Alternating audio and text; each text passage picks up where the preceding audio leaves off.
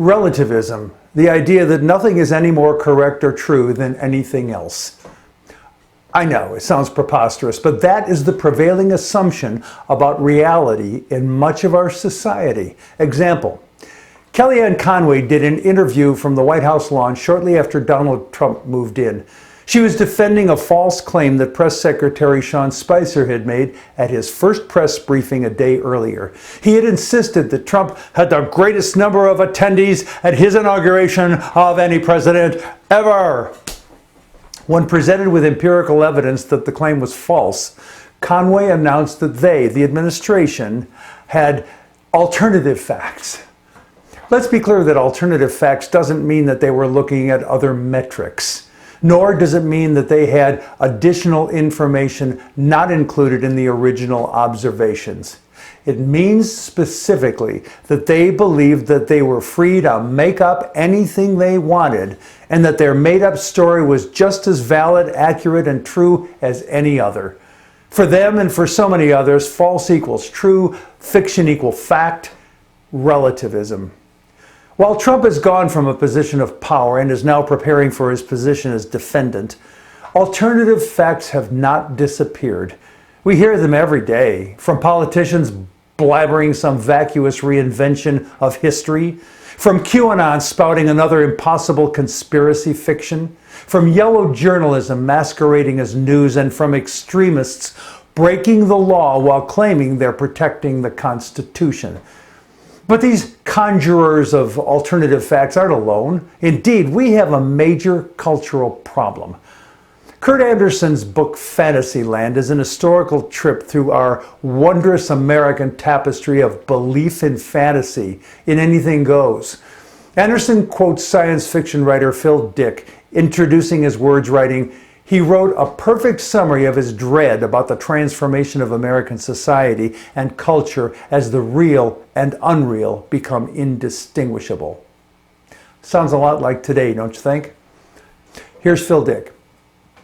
"The problem is a real one, not a mere intellectual game, because today we live in a society in which spurious realities are manufactured by the media, by governments, by big corporations, by religious groups, political groups, and the electronic hardware exists by which to deliver these pseudo-worlds right into the heads of the reader, the viewer, the listener.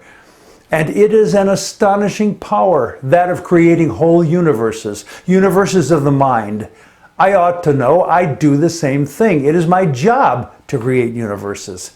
I consider that the matter of defining what is real, that is a serious topic, even a vital topic.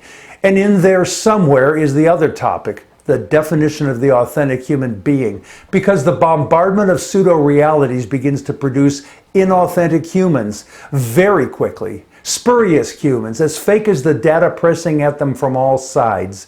Fake realities will create fake humans, or fake humans will create fake realities, and then they sell them to other humans, turning them eventually into forgeries of themselves.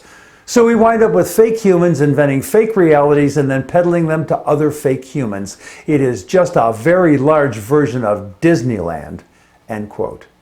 And here we are in our alternative worlds, stumbling through our cultural fantasy land of alternative fact inbreeding. We believe whatever we want to believe and then accept the mutants we're creating as we befuddle ourselves to death, all because relativism rules.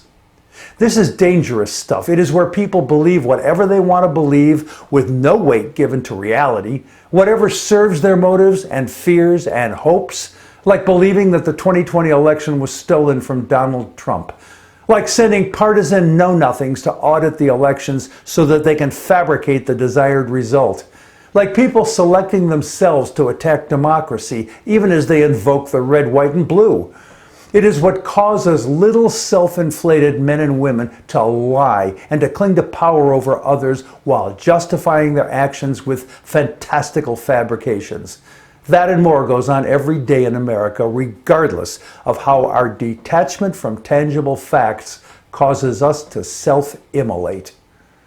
Perhaps that is why President Biden speaks of fighting for the soul of America. It needs life support intervention right now, and nobody else is showing up to do national CPR. I'm Jack Altshuler.